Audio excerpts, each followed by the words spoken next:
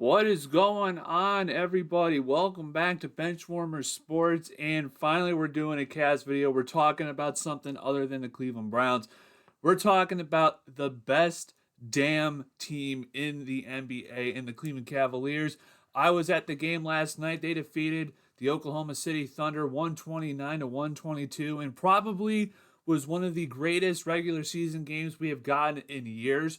Personally, that was the greatest regular season NBA game I've been to since probably maybe a Boston game in 2021 when Evan Mobley had the Chasetown block on Jason Tatum. Maybe it was the first time the Boston Celtics came to Cleveland with Donovan Mitchell early on in the season in 2022. Either way, that was one of the greatest games I've ever been to live, regardless of sport. That was the greatest game I've been to, one of the greatest games I've been to. But, I mean, this game lived up to the hype. You had the number one offense in the Cleveland Cavaliers coming up against the number one defense in the Oklahoma City Thunder. You had superstars playing on both teams, Donovan Mitchell and Shai Gilgeous-Alexander, as well as up-and-coming stars like Jalen Williams, who's also a really good player, who I think is kind of not talked about enough for being really good, and Evan Mobley, who's becoming one of the best big men in the NBA and is on his way and has a fast track to become maybe one of the best players in the league at some point in the future. But this game had pretty much everything that you wanted. One of the best teams in the West and the best team in the East. Two of the best teams historically on pace to win over 70 games in a season. Think about that. You have two teams who are on pace to win 70 plus games, and they're meeting each other early on in the season. They both have 10 plus game winning streaks. Oklahoma City came into this game with 15 games winning streaks. We won't talk about what happened in the NBA Cup final because for some reason the NBA wants to kind of forget about that, even though they're trying to promote the NBA Cup, which makes no sense. So they've won 15 in a row. Technically they're 15-1, but we'll say they've won 15 in a row. The Cavs come in winning 10 in a row, beat every single opponent by 10 plus or more. I mean, this game had everything, and it lived up to the hype and then some. I mean, this game was just insane. The Cavs were down by 9 in the second quarter. No team blew away from the other team. That was the best part about this game. No team was, winning by 15 or 20 points. This game was a close battle. It was a beat 'em up, rough 'em up game. There was no trash talking. It's a little bit of trash talking. I'll take that back. Ty Jerome was talking some shit. He was talking some shit. I won't lie about that. But I mean, this game, there was no dirty plays. There was no Draymond Green going up there tackling, clothesline, and punching people. I mean, this was just two good teams, and this is what Kenny Atkinson said after the game. It was two really good teams going up against one another, playing some really good basketball. And just, you know what? Let's see who the better team is. May the best team win. And we found out the Cavaliers are the better team, just like we all thought. The Cavaliers are a fantastic team. And I think that this game solidified every preconception that everyone had for both teams. For both teams. If you're an Oklahoma City fan, you're going to say Shai Gilgeous-Alexander is the MVP. You came into this game thinking Shai Gilgeous-Alexander is an MVP candidate, or at least should be the MVP. He balled out. He was an MVP type performance. He had 31 points, 5 rebounds, 4 assists. He shot 27 times. He was 13 of 27. He was 1 of 6 from 3. But you know what? It felt like every single time he was out there and he made a fadeaway jump shot, every single time he got into the mid-range, it felt like that shit was going in. So he had a terrific game. Jalen Williams, who I think has been slept on, he had a terrific game, 25 points, 9 assists, 5 rebounds. He shot, 9 of 13 from the field? No, 9 of 17 from the field, 2 of 7 from 3. I mean, that was a really good performance from Jalen Williams as a number 2 guy on this team.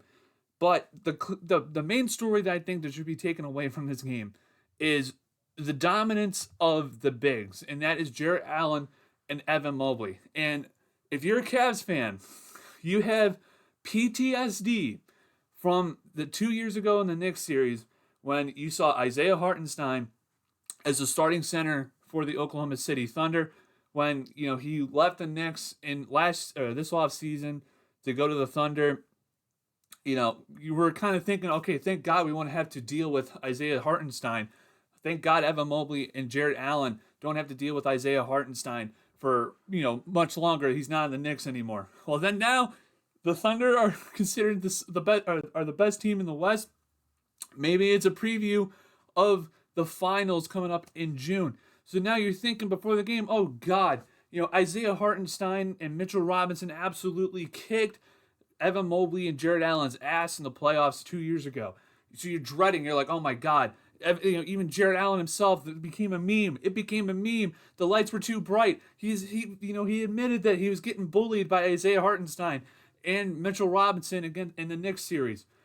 And I will go out here and say, and I know a lot of people say that the Anthony Davis, his matchup against Anthony Davis was his best game as a Cavalier and maybe the best game of his career. I will go on record and say that this performance against the Thunder was Jared Allen's best game by far, against any opponent whatsoever as a Cavalier or maybe even as a basketball player in general. Isaiah Hartenstein was the boogeyman. I need everyone to understand this. Isaiah Hartenstein was the boogeyman for the Cleveland Cavaliers and for Jared Allen, especially for Cavs fans. He's the boogeyman.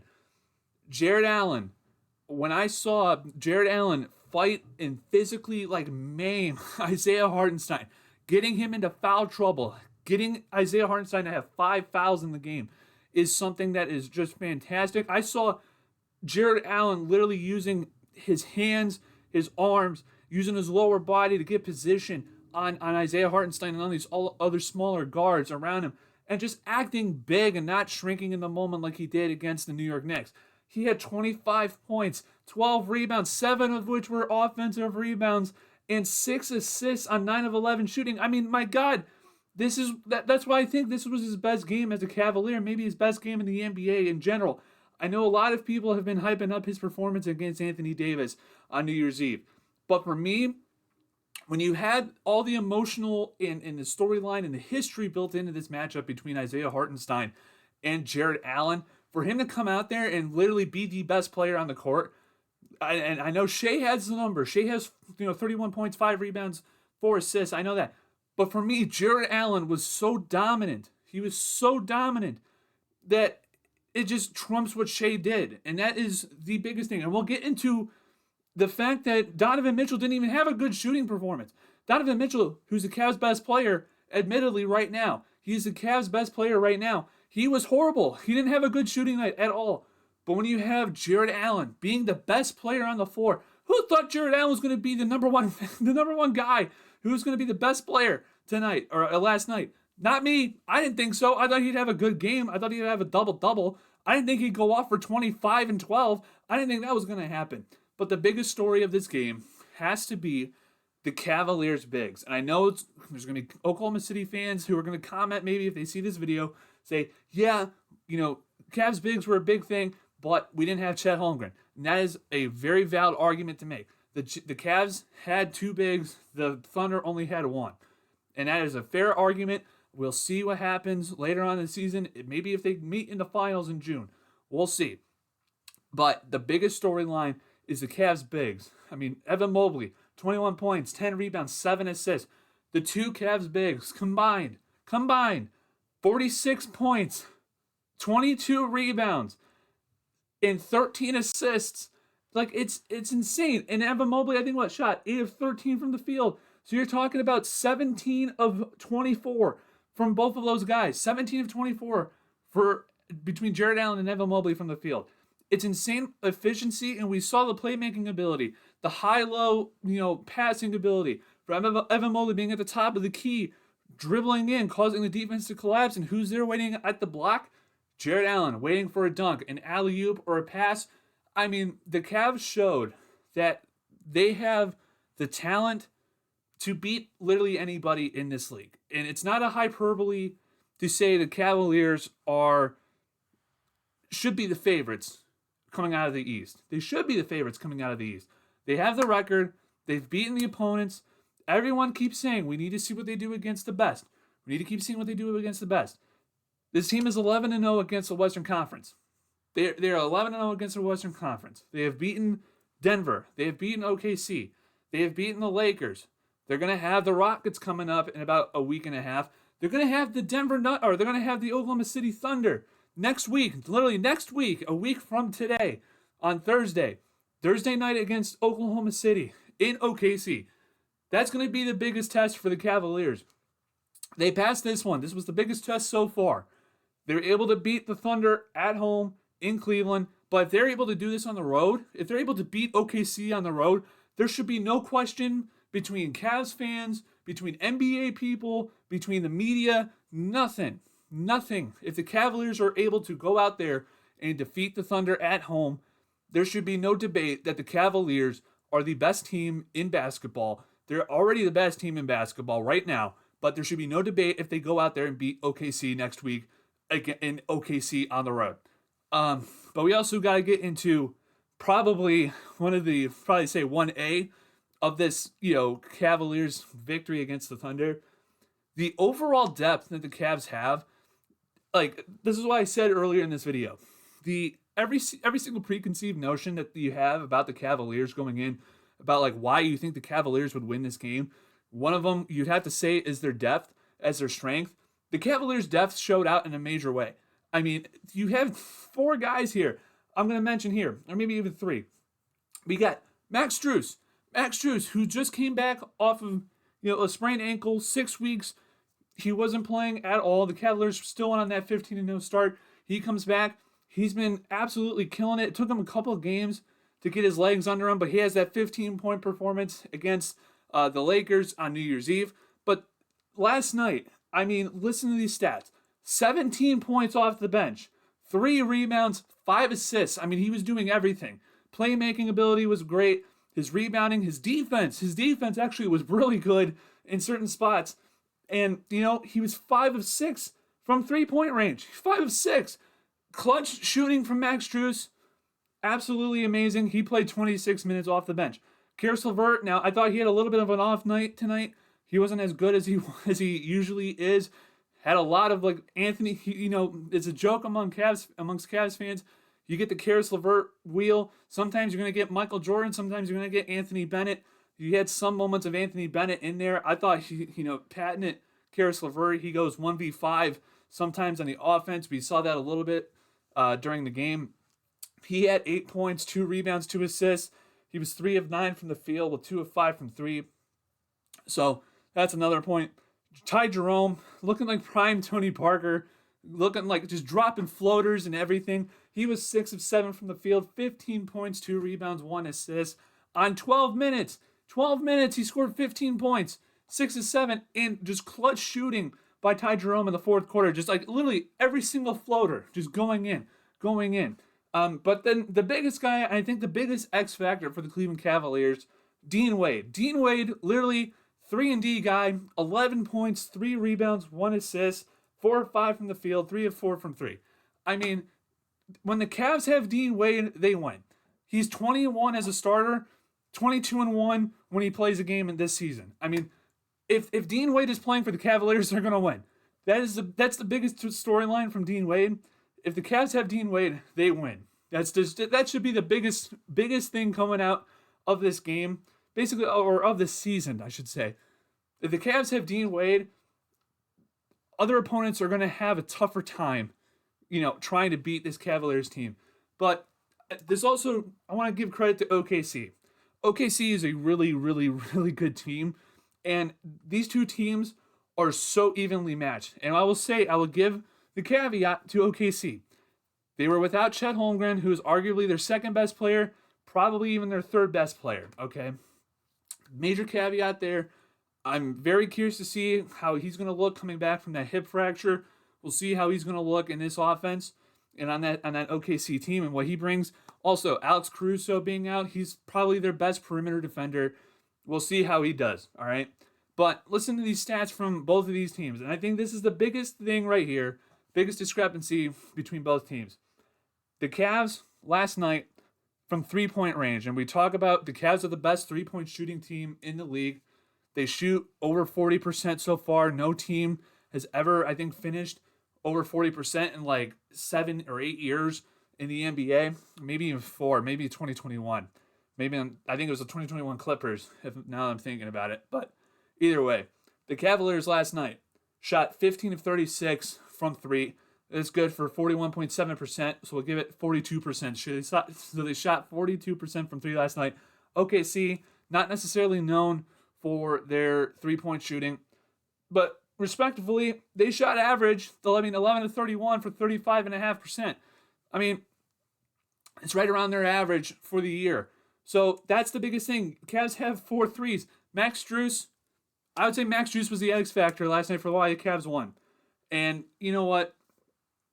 The Cavaliers, I think, showed. I will try and end it with this because it's been a little, it's going long. We're about 15, 16 minutes into the video.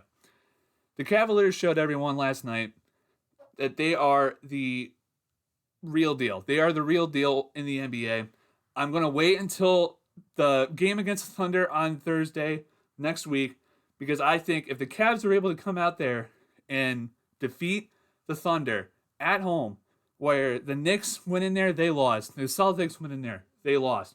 If the Cavs are able to go in there in OKC, take care of business, Donovan Mitchell shows up, doesn't have a sneaker performance like 3 of 16. That's what I think the scary part is right here. And that's another point I want to make. The scariest part is that the Cavaliers scored 129 points on the league's best defense.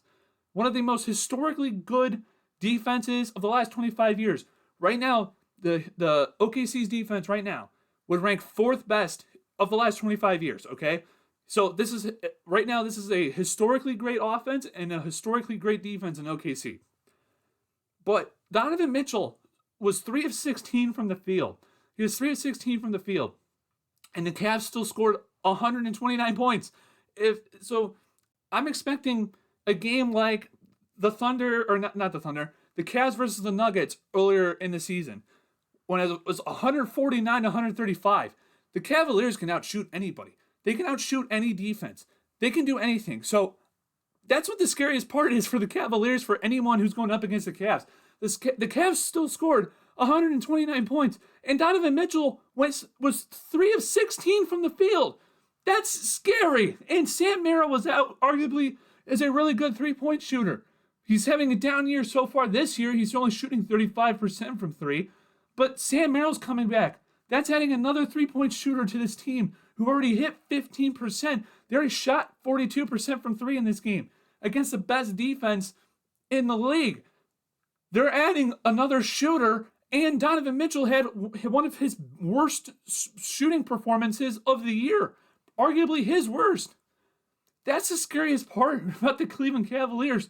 This team, if Donovan Mitchell scored, maybe let's say he makes 4 more baskets, he goes 7 of 16. That's still under 50%. But if he makes 4 more baskets, I mean, this team is winning by like 15. That's the scariest part about this Cleveland Cavaliers team. I haven't seen anyone really talk about that. But Donovan Mitchell and the Cavs, they scored 129 points on Donovan Mitchell having his worst performance offensively of the year. That's the scariest part about the Cleveland Cavaliers. And this is why I think the Cavaliers have proven that they are the kings of the NBA so far. They are the kings of the NBA. Now, you're going to have people say, well, Boston's champion. Boston's a champion.